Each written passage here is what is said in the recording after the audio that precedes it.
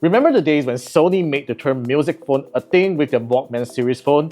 It's starting to come back to this really interesting phone here. This is the Moondrop MIAD01, which stands for Mobile Internet Audio Device. It is the first smartphone from Moondrop, a company that you may have never heard of, but if you're into Chi-Fi, it is a rather well-known Chinese audio company that specializes in making headphones and amplifiers. This phone is what I consider an innovation that some of us need in the modern smartphone world because it looks super cool as a smartphone and shames overpriced digital audio players with its modern internals. But despite that, can this be an everyday smartphone?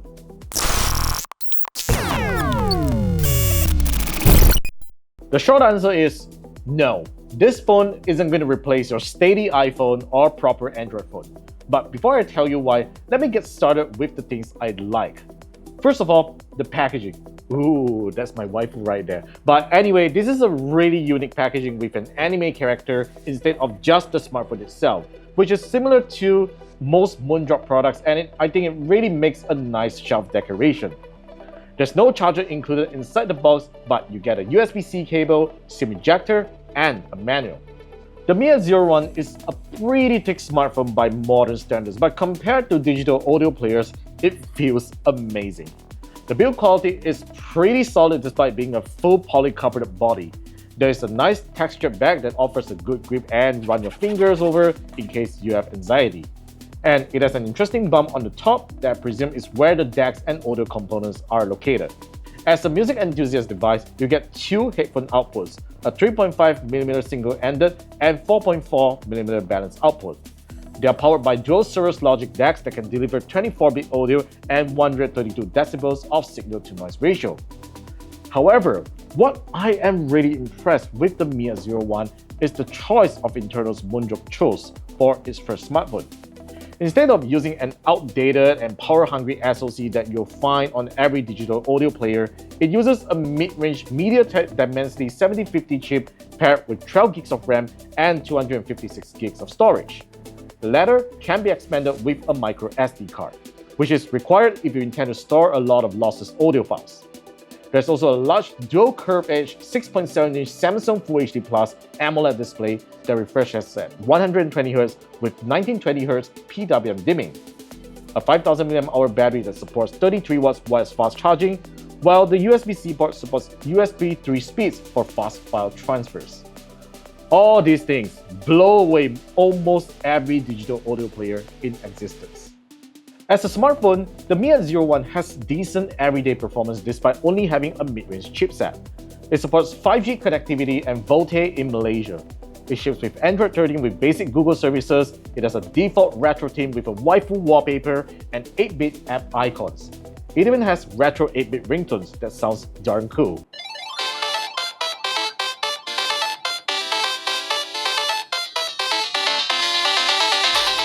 Unfortunately, the software is also where things can get frustrating if you want to use it as a daily driver. First of all, the phone isn't Google Play certified, so you will not be able to use secure apps such as banking apps and even the McDonald's app. Second, the phone screen kept staying on when you have the lift the phone feature turned on, and it drains your battery. There are also occasions where music and notifications stutter, which will require restarting the phone.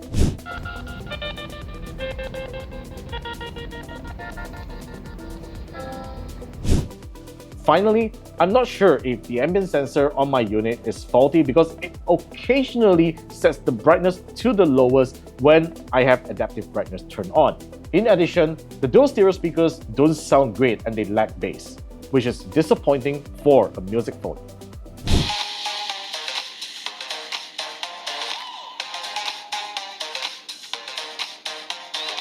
Despite the software imperfections, the phone delivers what a hi-fi enthusiast will want on a digital audio player.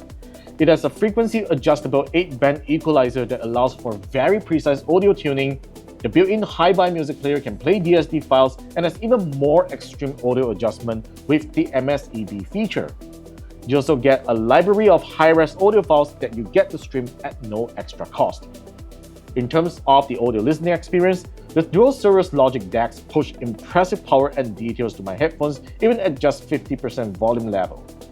I also never had to worry about battery life like some other digital audio players because it merely dipped 20% of battery with a 2-hour music listening session. Well, it offers up to a day of regular use with a 5-hour screen on time.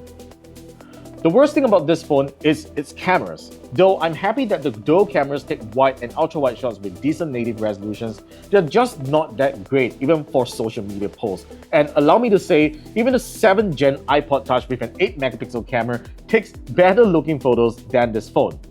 But considering this is a music player, having cameras on it is already kind of a bonus.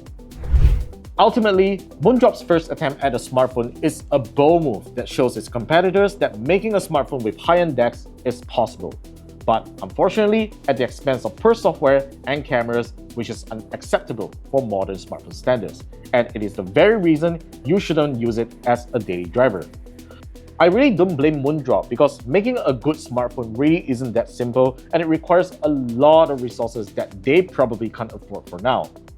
I really think this phone has a niche in the market, and considering the large community that Moondrop has, they could probably consider allowing people to unlock the phone's bootloader for custom ROMs, which I'm sure a lot of geeks will be happy to build one for it. Anyway, that's my thoughts for the Moondrop MIAD01. This phone costs about 2,500 renminbi in China, which converts to around 1,600 ringgit in Malaysia. You can import it from Taobao and all that, and I'm sure Moondrop will still continue to support it if you have any issues with it. So let me know your thoughts about this phone in the comments down below, and thanks for watching to this video, and I'll see you in the next one.